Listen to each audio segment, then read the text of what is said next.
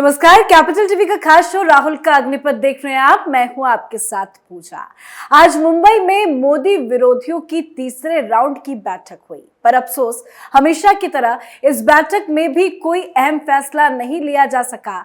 न विपक्षी गठबंधन का लोगो जारी हुआ, ना ही संयोजक पर कोई फैसला आया और सीट शेयरिंग को लेकर तो विपक्षी दलों के बीच जमकर घमासान की खबरें भी सामने आई। लेकिन हाँ, कोऑर्डिनेशन कमेटी का गठन जरूर कर दिया गया है। अलग अलग दलों के 13 नेताओं को कोऑर्डिनेशन कमेटी का मेंबर बनाया गया है। जमकर फोटोशूट और भाषणबाजी हुई। मल्लिकार्जुन खड़गे ने पीएम मोदी पर जमकर हमला बोला। खड़गे ने कहा, बीजेपी संस्थानों पर पूरा कब्जा चाहती है। वो ईडी, सीबीआई, चुनाव आयोग और जजों की नियुक्ति को नियंत्रित करना चाहती है। जांच एजेंसियों के जरिए अभी और तेज कार्रवाई होगी। तो वहीं राहुल गांधी ने फिर से चीन और अडानी का मुद्दा उठाया। तो आज मुंबई की बैठक में क्या क्या हुआ, खड़गे आखिर क्यों डरे हुए हैं, आज इसी पे चर्चा करेंगे। मेरे साथ स्टूडियो में मौजूद हैं कैपिटल टीवी के एग्जीक्यूटिव एडिटर राजीव जी। राजीव जी, बहुत बहुत स्वागत है आपका। धन्यवाद। लंबी बैठक चली, सिर्फ कोऑर्डिनेशन कमेटी का गठन, क्यों बाकी चीजों पे सहमति नहीं बन पाई? ये सहमति बन भी नहीं सकती है, क्योंकि ये बैठक ही सिर्फ दिखावे के लिए है कि किस तरीके से लंबे समय तक एक एक बैठक करके लोगों को ये दिखाते रहे कि पीएम मोदी के खिलाफ सारे विपक्षी पार्टियां एक है, एकजुट है। क्योंकि सीट शेयरिंग का फार्मूला आते ही विपक्षी एकता बिखर जाएगी, तो इसको अंतिम समय के लिए रखा गया है कि अगर नहीं भी होगा, ये फार्मूला ना आए, अगर एक दूसरे के खिलाफ भी चुनाव लड़ना हो, तो ये सहमति दिखाई पड़े लोगों के बीच और उसी के आधार पर हम काम कर सकें। लेकिन सबसे ज़्यादा दिक्कत क्या है? दिक्कत तो इन लोगों के अंदर कमिटी बनाने को लेकर रही।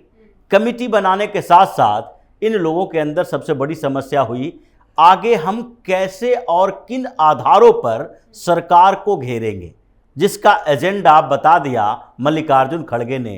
क्योंकि इन लोगों को डर है और उस डर को दिखाने के लिए सरकार को, भारतीय जनता पार्टी को डरी हुई बताया जा रहा है। चाहे जितने भी नेता हो विपक्ष के, वो सब एक ही बात बोल रहे हैं, चाहे आदित्य ठाकरे हो, उद्धव ठाकरे हो, या अरविंद केजरीवाल हो, या मल्लिकार्जुन खड़गे हो, कि हम लोगों ने जो बैठक की उससे सरकार डर गई है।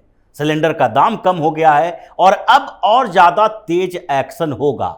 यानी कि डर इनके अंदर है ईडी, सीबीआई के एक्शन से, क्योंकि भ्रष्टाचारी नेता इन पार्टियों के अंदर हैं। समन जारी हो रहा है, गिरफ्तारी की तैयारी चल रही है। बैठे थे हेमंत सोरेन वहीं पे, लेकिन उनको समन पहुंच गया। बिल्कुल, और वो भी कहाँ हैं? कोऑर्डिनेशन कमेटी के मेंबर है।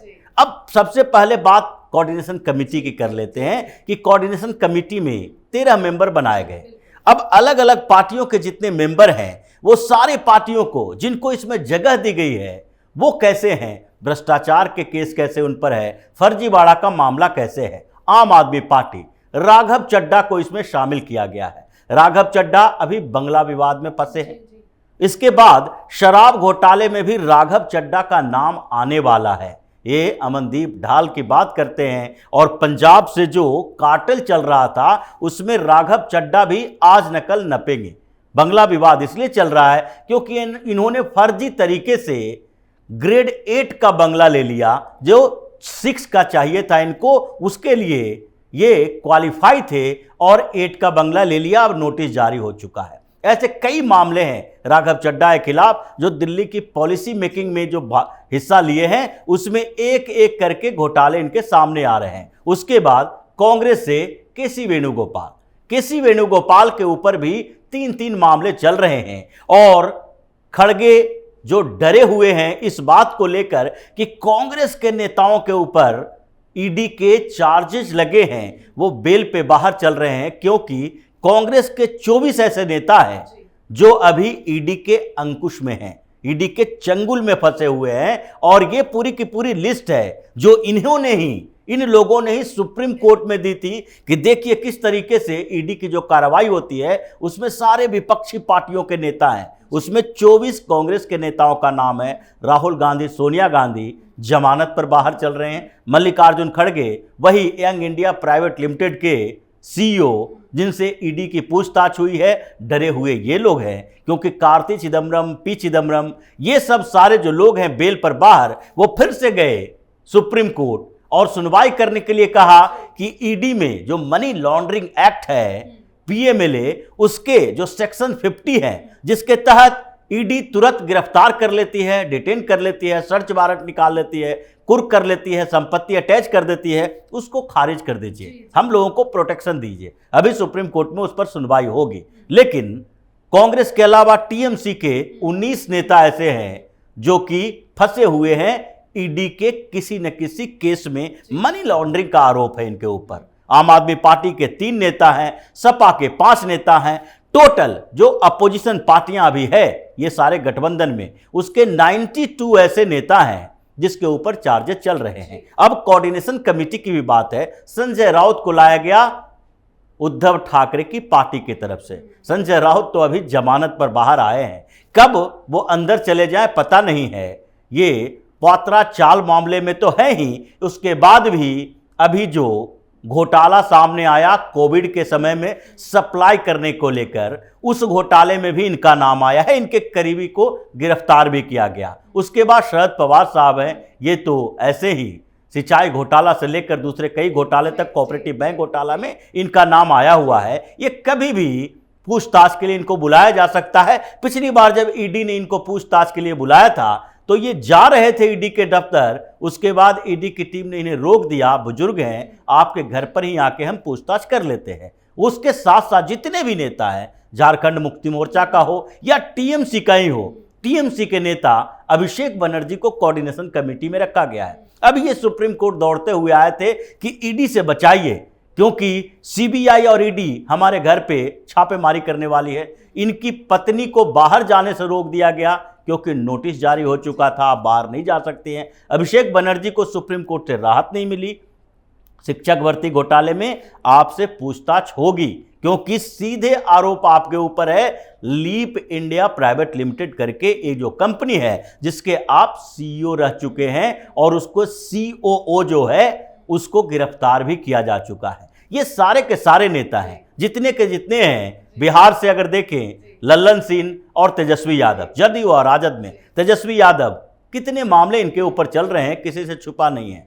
चाहे जॉब के बदले जमीन लेने का मामला हो या फिर आईआरसीटीसी का घोटाला हो। लालू यादव जो चिल्ला चिल्ला कर प्रेस कॉन्फ्रेंस कर रहे हैं, सीबीआई का मामला चल रहा है, अगले महीने सुनवाई होगी और इनको फिर से जेल जाना पड़ेगा, क्योंकि इनके ऊपर आरोप नहीं है, ये तो आरोप सिद्ध है, सजा याफ्ता हैं और बेल पर बाहर इसलिए हैं क्योंकि स्वास्थ्य कारणों का हवाला दे रहे हैं। तो डर इन लोगों के इसी अंदर। लेकिन जिस तरह से आपने 92 नेताओं का नाम और जिक्र किया, ये संख्या बहुत ज्यादा है, पर विपक्ष बार बार एकजुट होने की कोशिश कर रहा है। भ्रष्टाचार के इतने मामले हैं, तो क्या मल्लिकार्जुन खड़गे को इस बात का डर और अंदेशा हो गया था कि अब ईडी या सीबीआई की जो कार्रवाई है वो तेज होगी, तभी वो इस तरह का आज बयान दे रहे हैं? ये लोगों को डर इस बात का है कि कार्रवाई तो अपनी गति से चल रही है, जब जब सबूत मिलेगा हम लोगों को गिरफ्तार किया जाएगा, जेल के अंदर जाएंगे, जैसे मनीष सिसोदिया भी है। लेकिन इन लोगों को लगता है कि ये प्रेशर पॉलिटिक्स ऐसे करें ताकि सरकार को ये लगे कि अगर हम लोगों ने इनके खिलाफ कार्रवाई की तो ये विक्टिम कार्ड खेलेंगे, इसलिए उस दबाव में सरकार आ जाए और ईडी और सीबीआई को दोनों को कंट्रोल करके रखे। ये कहने का मतलब इनका यही है कि बार बार आरोप लगाओ ताकि उस आरोप के दबाव में सरकार आ जाए और उसके बाद हमारे ऊपर से कार्रवाई के लिए समय दे। तो क्या ये डर अब राहुल गांधी के अंदर भी है, क्योंकि वो आज कह रहे थे कि बीजेपी तो भ्रष्टाचार पार्टी है? ये तो राहुल गांधी को पता ही है, क्योंकि वो तो बेल पर ही बाहर हैं। नेशनल हेराल्ड का मामला प्रथम दृष्टया सबको पता है कि कैसे 5,000 करोड़ की संपत्ति 50 लाख रुपए में कब्जा कर ली गई, और वही 50 लाख रुपया किसका? कांग्रेस पार्टी का। कांग्रेस के पैसे से राहुल और सोनिया गांधी, थोड़ा हिस्सा प्रियंका गांधी का भी है, लेकिन ज्यादातर तो 72% शेयर इन्हीं लोगों का है। ये दोनों मिलकर 5,000 करोड़ की संपत्ति अपने नाम कर लिए, फिर भी कह रहे हैं भ्रष्टाचारी पार्टी भारतीय जनता पार्टी है। अगर भ्रष्टाचारी है तो फिर आप सबूत लेकर जाओ, सुप्रीम कोर्ट में जाओ, हाई कोर्ट में जाओ। आपने अभी तक कोई सबूत नहीं दिया। एक आरोप लगाए राफेल डील का, ऐसे ही आरोप बोफोर्स का भी लगा था। बोफोर्स का जब मामला आया था तो एक मिडिलमैन सामने आया था, यही सोनिया गांधी के संबंधी, इटली का। तो उस समय तो ये पता चला कि इसने, इस ब्रोकर ने पैसे खाए और आप लोगों को दिया, राजीव गांधी को दिया, लेकिन राजीव गांधी की मौत हो गई, ये मामला रफा दफा हो गया। लेकिन राफेल में क्या हुआ, सुप्रीम कोर्ट ने पूरे प्रोसीजर को, कैसे कैसे डील हुई है, उसको बंद लिफाफे में मंगवाया। उसके बाद सुप्रीम कोर्ट ने कहा इसमें कोई भी ऐसे सबूत नहीं है जिससे कि साबित हो सके कि घोटाला है। ये बहुत फेयर तरीके से डील की गई है। राहुल गांधी का आरोप गलत है, इसलिए उसी के आधार पर राहुल गांधी को माफी मांगनी पड़ी थी चौकीदार चोर है के मामले में। तो इसलिए ये भ्रष्टाचारी नेताओं के जमात है और धीरे धीरे एक्शन होने वाला है। सबसे पहले लालू यादव का नंबर है, वो तो अगले महीने ही जेल के अंदर होंगे। संजय राउत जाएंगे, तेजस्वी यादव जाएंगे। ये सारे के सारे हेमंत सोरेन को बार बार, तीसरी बार समन गया है।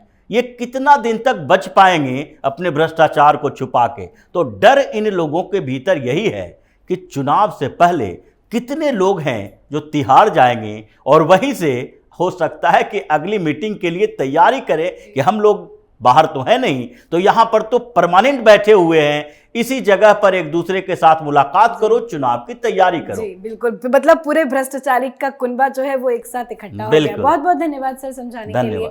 तो मुंबई की बैठक में किसी भी बड़े मुद्दे को लेकर फैसला नहीं लिया गया और राहुल गांधी ने फिर से अपनी बेइज्जती भी करवा ली है। राहुल गांधी ने कहा कि इस मंच पर मौजूद पार्टी देश की 60% आबादी का प्रतिनिधित्व करती है, ये एकजुट रही तो बीजेपी का हारना तय है। पर जिस तरह से हमने आपको बताया कि जितने भी विपक्ष के बड़े बड़े नेता हैं वो कहीं ना कहीं किसी न किसी घोटाले में जरूर शामिल है, जिसको लेकर अलग तरीके से जांच एजेंसियां कार्रवाई भी कर रही है। और आज मल्लिकार्जुन खड़गे ने भी ये इशारा कर दिया है कि कार्रवाई हो सकती है, हमले हो सकते हैं। आज के हमारे शो में फिलहाल इतना ही। देखते रहिए कैपिटल टीवी। नमस्कार।